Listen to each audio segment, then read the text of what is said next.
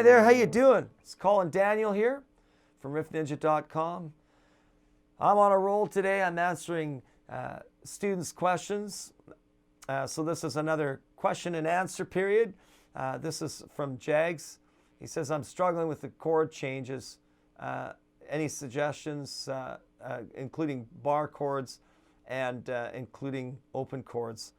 Yeah, I got lots of suggestions. I don't know what your particular problem is, but I can show you some tricks to making your changes easier.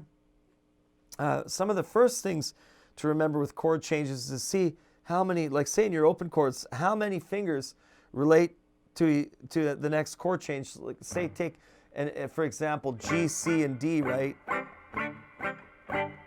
Now, I know all students have a difficult time when they first get started moving their fingers around and getting them in place, and you know there's a lot of struggle involved there. One of my words of advice, because it's the old story of everybody trying to get it all at once, and that's not going to happen that way. What you want to do is sometimes, instead of even worrying about strumming the chord, like I suggest to my students to separate it. For example, first you might want to get your G chord down nice and clear, then move to your C chord, you know, get it nice and clear, and then your D chord, right? And you can do this really slowly, right? Pick through each string in the chord.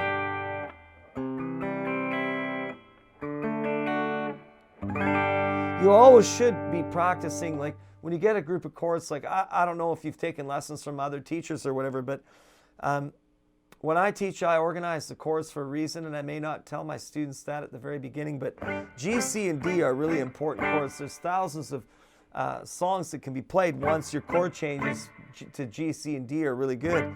And of course you can embellish by adding a few extra chords, and then you can play hundreds and hundreds of hit songs with just these chords. So the secret is getting a smooth chord change, right? So I always tell them, don't worry so much about the strum, like separate it. Like, you know, if you're struggling with the chord getting it clear, first work on getting the chord clear.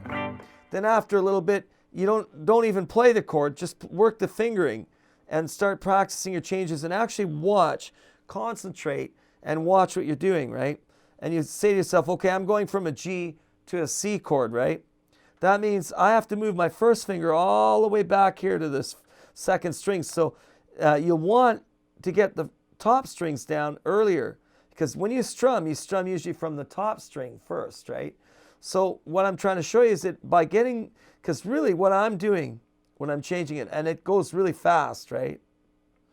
I'm actually putting the bass notes down first, because I know that when I strum a chord, I'm going to strum from the bass string down more than likely.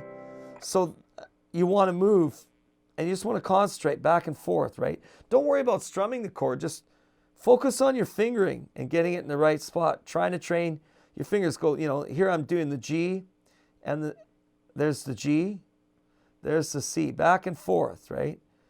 And then when you get better at it, now go back to the chord and start to strum it. You're better off to play it slow and get your fingers in the right spot rather than missing strings or incorrect fingerings. Don't rush it. Take your time, you know, and the same thing with the D. Now, one thing I like is to change from the G to the D here. Check this out, right? With the way I play a G, with my third and fourth finger on the second and first string there, when I go to the D chord, all I do is take my pinky off and move my first and second fingers down onto the third and first string, and I have a D chord. So going from G major to D major is pretty easy.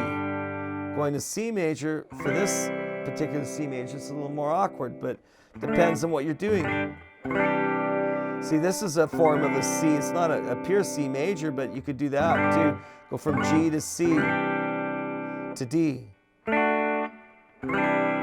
There's all kinds of different forms, but I'm talking about the bigger jumps like this. So this is good practice, what I'm doing right in front of you right now. Think of combining these chords in any possible combination you can. That makes it easier. So relating to the fingerings, for example, now in bar chords, say you had an A major here, and a common change is to go to C sharp minor from A major, or to B minor, or maybe to an F sharp minor. Okay, well, you have to take a look at your chords. Like if you pick the wrong chords for your change, like if they're in an awkward position, you want to find chords that are close, right? So for example, I wouldn't go all the way up to C sharp minor here. I'd go to the C sharp minor down here from an A major to the C sharp minor, and I don't have to do anything with the bar. I just have to move over. I have to go down 1 fret and move my 2nd, 3rd, and 4th fingers over 1 string each. So that's not a hard change. Here, if you have an easier time this way, you could slide up to the C sharp minor and just take the 2nd finger off like this. But I don't like the sound of that C sharp minor, so I like the sound of this one. So again, I'm just moving 2nd, 3rd, and 4th finger over. 1 string over, 1 fret lower, right?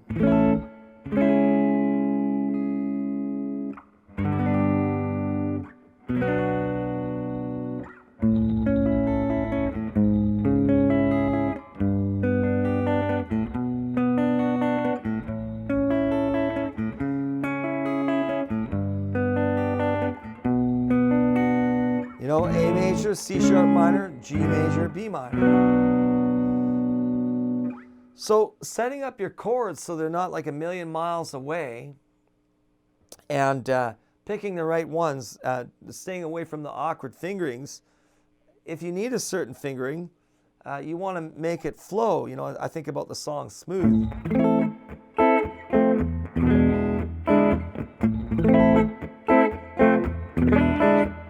You know, when I'm doing that change, that's a fairly easy change from the A minor to the F major. And then E7's not that bad if I do it this way. I mean, if I have to play E7 up here, that's way too far. I'm not going to go there. Why would I could play the A minor here? But I like the sound of this A minor better than this one for this particular example, right? So I'll go A minor at the 5th fret, then I'll go F major like that. So I just take my 2nd finger and drop it down, and that makes it major. And then for the E7th, you'll notice here from F to E7th, you know, I've got to put my 1st finger down on the 3rd string, move my 2nd finger up to the 5th string, and pinky over to the 2nd string, and there it is.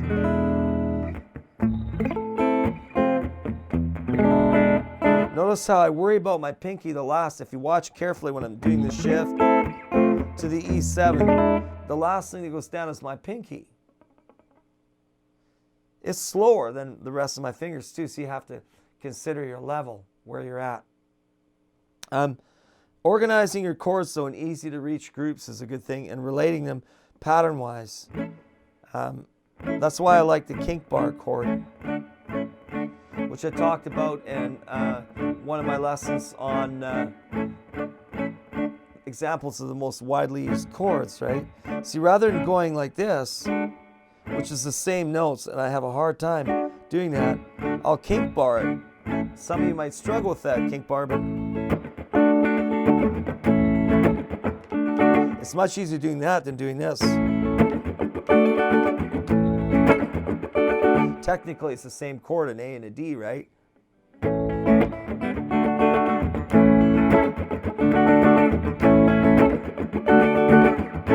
So you got to choose your chord positions well too, besides doing some smart, practical polishing up on making your changes efficient.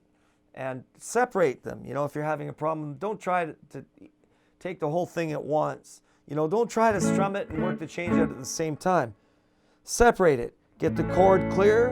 When you get the chord nice and clear, then the next chord you're going to work on, get it clear. When you get them clear, then you might want to put your pick down or just leave it alone and just concentrate on the changes a few times. Then strum them, you know, back and forth till you develop a nice, clean, smooth change. Those are some of the tricks. There's a lot more. But I hope this has given you some insight into changing chords and you're struggling with your chords, okay? Don't forget to subscribe. And if you really want a serious lesson, you should check out my riffninja.com. And by all means, the one thing you should do on the guitar is have fun, because that's what it's all about. Have fun first. Thanks for your time. Take care.